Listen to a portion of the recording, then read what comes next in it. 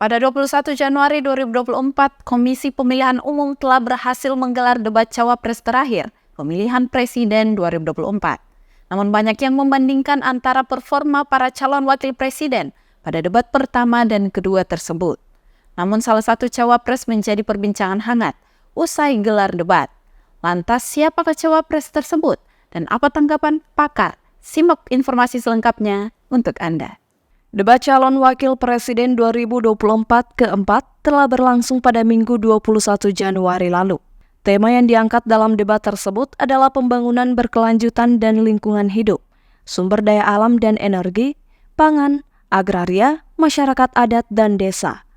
Hal tersebut kemudian turut ditanggapi oleh Profesor Sukritama, Dekan Fakultas Ilmu Sosial dan Ilmu Politik Universitas Hasanuddin.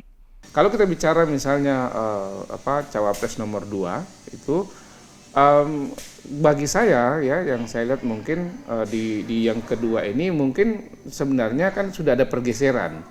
Ketika di debat pertama Cawapres kan waktu itu standarnya adalah orang khawatir dia tidak bisa bicara. Ya kan? Ini kan selama ini tidak terlalu banyak bicara, ternyata ini banyak bicara gitu ya. Sehingga orang menganggap oh dia berhasil gitu. Nah, kali ini karena sudah ada standar bahwa dia ternyata bisa lebih banyak bicara, kali ini orang kan menunggu hal-hal yang lebih substantif. Karena bisa banyak bicara, kemudian hal substantif. Nah ini yang tidak muncul.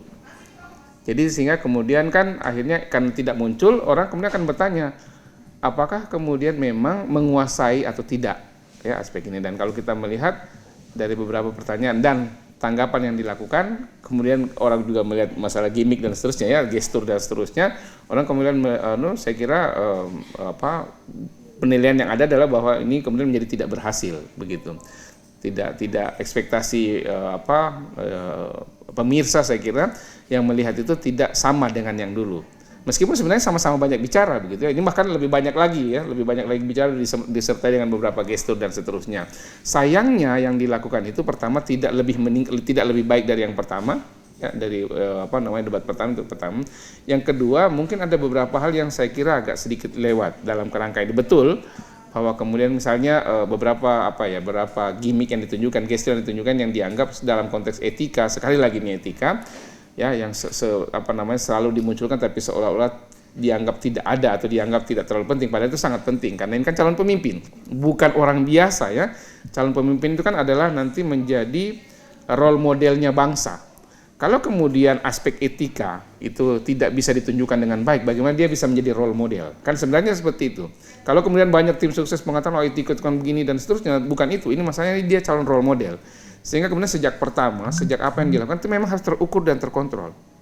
Kalau kemudian itu tidak terkontrol, nah ini seperti yang saya kira yang ditunjukkan oleh 02 pada debat ketika itu kan ada beberapa yang dianggap kalangan tidak terlalu bagus ya, tidak terlalu cocok, tidak terlalu tepat. Misalnya beberapa gestur misalnya menunduk, mencari dan seterusnya, misalnya hal seperti itu.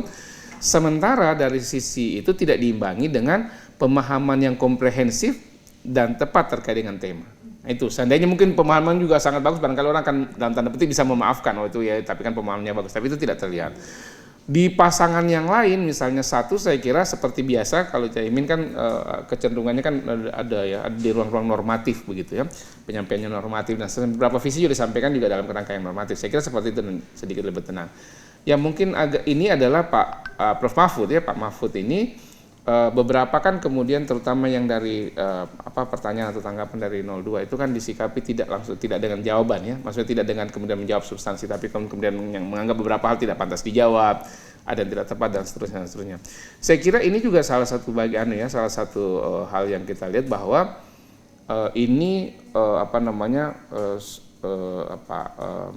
aksi ya, saya kira ini aksi atau sesuatu yang dilakukan karena ada sesuatu yang datang kemudian respon, saya kira ini respon dari Mahfud terhadap kecenderungan yang ditunjukkan pada saat itu oleh pasangan 02, terutama pasangan 02 karena kan pasangan 03 saya kira perdebatannya lancar-lancar saja, dalam tanda petik lancar saja, kemudian tidak ada hal yang cukup kontroversial kecuali dengan satu dengan dua, tiga dengan dua begitu, itu yang agak sedikit kontroversial dan saya kira ya kita harus akui bahwa itu juga agak dipicu oleh itu tadi beberapa gestur yang dianggap kurang tepat begitu ya.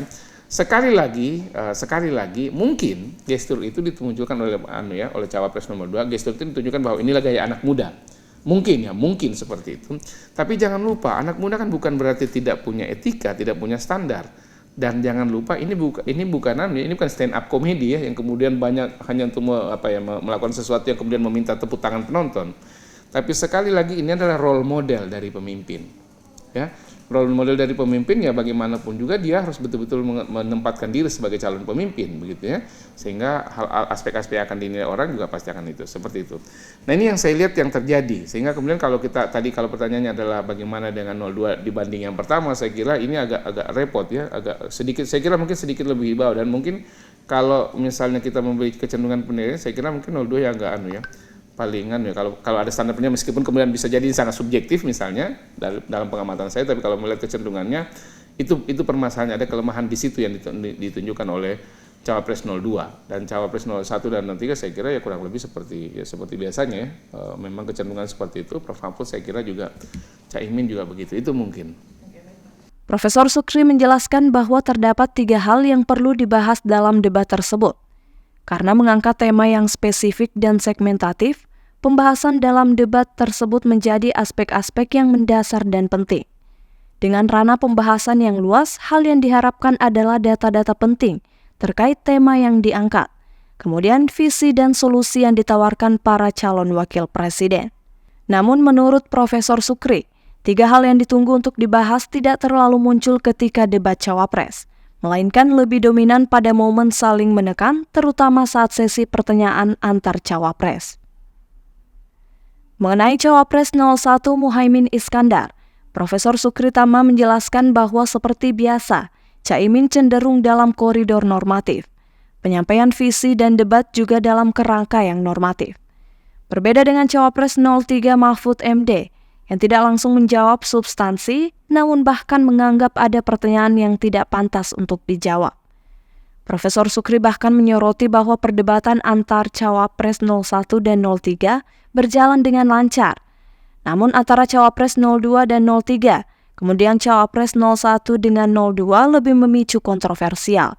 Namun Profesor Sukri menjelaskan bahwa debat Cawapres merupakan panggung perdebatan yang formal dan tidak tepat hanya sekedar menjadi panggung untuk meminta tepuk tangan penonton. Rahmatia Taslia Ramadhani, Unhas TV.